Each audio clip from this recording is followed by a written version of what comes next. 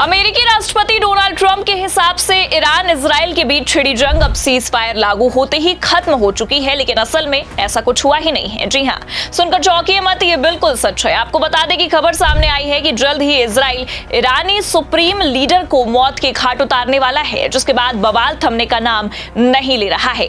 नमस्कार, आप देखना शुरू कर चुके हैं 4 PM न्यूज नेटवर्क और मैं हूं आपके साथ प्रगति ठाकुर। दरअसल आपको बता दें कि सीज फायर के बाद भी इजराइल अपनी गंदी हरकतों से बाज नहीं आ रहा है।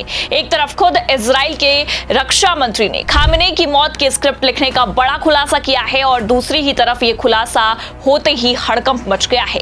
और इतना ही नहीं, बल्कि अब तो खबर ये आ रही है कि खुद इस खुलासे के बाद ईरानी सुप्रीम लीडर खामेनेई ने अमेरिका पर हमला करने तक की चेतावनी दे दी है।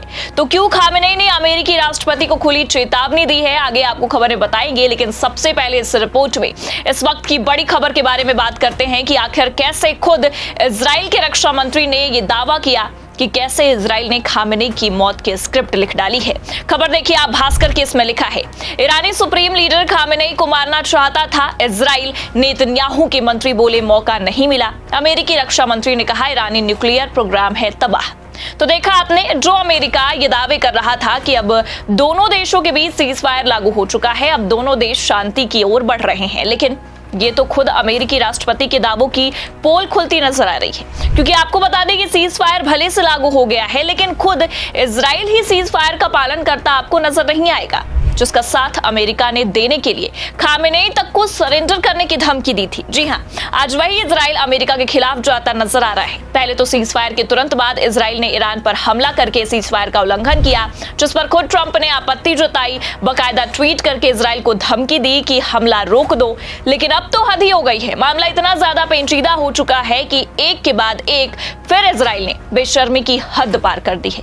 एबीपी की खबर देखिए आप, इसमें लिखा है, जंग खत्म होने के बाद ईरान को इजराइल का अल्टीमेटम, यूरेनियम लौटाओ वरना। आगे देखिए खबर में लिखा है, इजराइल के रक्षा मंत्री इजराइल कॉड्स ने कहा है कि ईरान को खतरनाक स्तर पर संवर्धित एनरिच किए गए यूरेनियम को वापस करना होगा। ये वही यूरेनियम है जिससे परमाणु बम बनाया जाता है।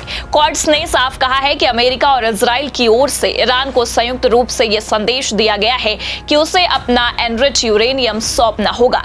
तो पहले तो केवल आप देख सकते हैं कि यूरेनियम ही वापस करने की धमकी दी जाती है, अल्टीमेटम दिया जाता है, लेकिन अब तो हद पार हो गई है कि खुद इजराइल ने यह दावा किया है कि इजराइल ईरानी सुप्रीम लीडर खामेनेई को मौत के घाट उतारने की स्क्रिप्ट लिख रहा है।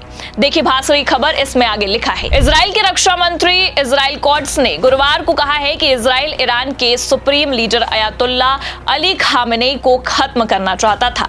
कॉड्स ने चैनल 13 के साथ एक इंटरव्यू में कहा, अगर खामेनेई हमारी पहुंच में होते तो हम उन्हें मार गिराते।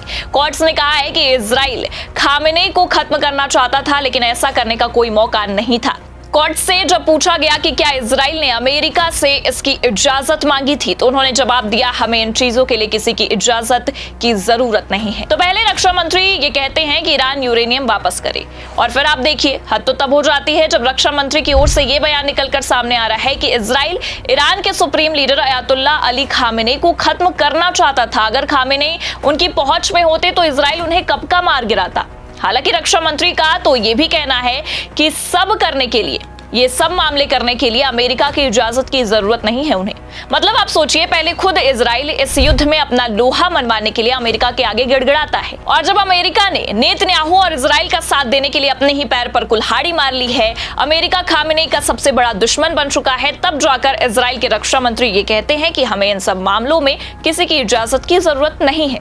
मतलब साफ शब्दों में कहे तो इजराइल अकेले ही इस खेल का राजा बनने की फिराक में है। जो नेतन्याहू हमला होते ही या तो बंकर में छिप जाया करते थे या अमेरिका के आगे बचाओ बचाओ की भीख मांगा करते थे, आज वही नेतन्याहू अमेरिका के खिलाफ जाते नजर आ रहे हैं। और उनकी सरकार के मंत्री ये दावा कर रहे हैं कि अगर हम खामेनेई को मारते भी हैं तो इसके लिए हमें अमेरिका के या फिर अमेरिकी राष्ट्रपति से कोई इजाजत लेने की जरूरत नहीं है। हालांकि ये तो पहले से ही अंदाजा लग गया था कि जो ट्रंप फूफा ईरान इजराइल जंग में कूदने की पूरी कोशिश कर रहे हैं, टांग अड़ाने की कोशिश कर रहे हैं, जल्द ही उन्हें गच्चा मिलने वाला है। और अब आप देखिए, इजराइल के इस बयान से ये साफ समझ में आ रहा है कि ट्रंप ना इधर के रहे हैं ना उधर के। हालांकि आपको बता दें कि जैसे ही खामेनेई के खिलाफ मौत की स्क्रिप्ट लिख रहा इजराइल, इस खबर ने तबाही मचाई है, वैसे ही अब खबर ये सामने आई है कि खामेनेई ने खुद अमेरिका के खिलाफ मोर्चा संभाल लिया है। जी हां, और ये कोई हवाई बातें नहीं है, खबरें बकायदा मौजूद है हमारे पास। जागरण की आप खबर देखिए, इसमें लिखा है अमेरिका पर फिर हमला करेंगे, सीज़फायर के बाद भी नर्म नहीं पड़े खामेनेई के तेवर, ट्रंप को क्या दी चुनौती। आगे खबर में बताया गया है ईरान और इजराइल के बीच युद्ध विराम लागू होने के बाद पहली बार ईरान के सर्वोच्च नेता अली खामेनेई ने बयान दिया।